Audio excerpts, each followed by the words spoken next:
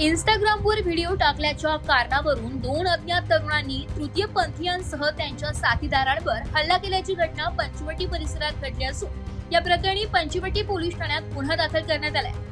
पोलिसांनी दिलेल्या माहितीनुसार फिर्यादी सोनाली राजेंद्र बलक, वय वर्ष 28, राहणार मालवीय चौक, पंचवटी कारंजा, नाशिक या तृतीयपंथी असून भिक्षा व्यवसाय करून कुटुंबाचा उदरनिर्वाह करतात।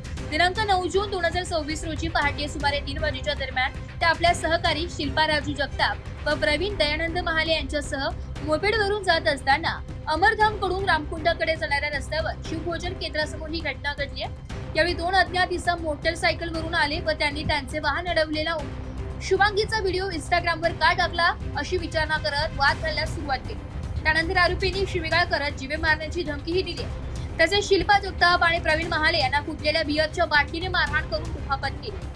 दरम्यान भांडण सोडविण्यास गेलेल्या सोनाली बलक यांनाही आरोपींनी लाथाबुक्क्याने मारहाण करून शिवीगाळ केल्याचं फिर्यादीत नमूद करण्यात आलंय। या प्रकरणी पंचवटी पोलीस ठाण्यात गुन्हा दाखल करण्यात आला असून जखमींवर शासकीय रुग्णालयात उपचार सुरू आहे। पुढील तपास पोलीस करीत आहेत। माझं नाव शिल्पा राजू जगताप।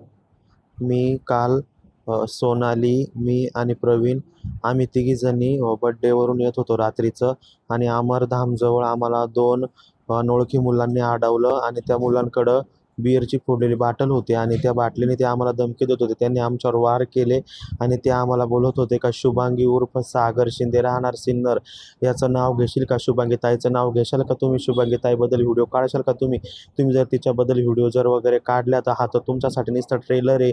आता पुढं तुमचं काय करू ते तुम्ही बघून घ्या। तुम्ही नाही, तुमचे धर्मगुरू, तुमच्या जेवढे किन्नर समाज आहेत त्यांच्यासोबत पण आम्ही काय करू, असं बोलून त्यात 2 मुलांनी आमच्या तिघींवरती वार केला। सोनालीवर वार करायला आले, तो वार प्रवीणवर झाला। मग प्रवीणला वाचवायला गेले, माझ्या पाठीवरती वार झाला, माझ्या पोटात लाथाबुक्क्या मारल्या, माझ्या छातीत लाथाबुक्क्या मारल्या, खाली पाडून आम्हाला दोघी तिघींना त्यांनी हाणलं मारलं। त्यांच्याकडं ती बाटल बिअरची फोडलेली होती आणि ते पिलेले होते।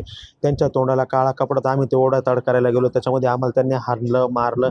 नंतर आम्ही पंचवटी पोलीस स्टेशनला कंप्लेंटही केलेली आहे आणि आम्ही आता सिव्हिल दवाखान्यात ॲडमिट आहोत। माझी प्रशासनाकडं एकच माग आहे का आम्हाला न्याय मिळावा या सागर शिंदेकडून। इथून पुढं आमच्या जीवाला काही कमी जास्त झालं, आत्ता जरी काही कमी जास्त झालं तर त्याचा गुन्हेगार फक्त सागर शिंदे उर्फ शुभांगी किन्नर, राहणार सिन्नरच राहील। एस मराठी न्यूज साठी नाशिक शहर प्रतिनिधी, नाशिक।